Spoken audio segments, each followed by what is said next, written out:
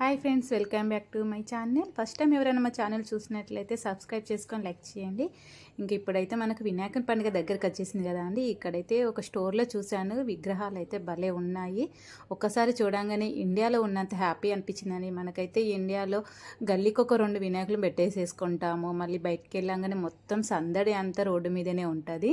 So ఇక్కడైతే మనకైతే ఇట్లా షాపులలో అయితే అవైలబుల్గా ఉన్నాయండి. ఇక్కడ వచ్చేసి మట్టి విగ్రహాలు ఉన్నాయి అండ్ కలర్ఫుల్గా ఉన్నాయి. ఇవి చిన్న నుంచి పెద్ద దాకా ఉన్నాయండి వినాయకులు.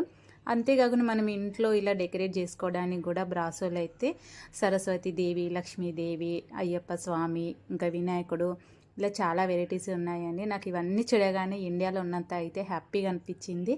సో ఇక్కడ కూడా ఏం తగ్గేది లేదండి, మనం కూడా చేసేసుకుందాం, ఎక్కడున్నా పండుగే కదా. అలానే ఫ్లవర్స్ కూడా అవైలబుల్గా ఉన్నాయి.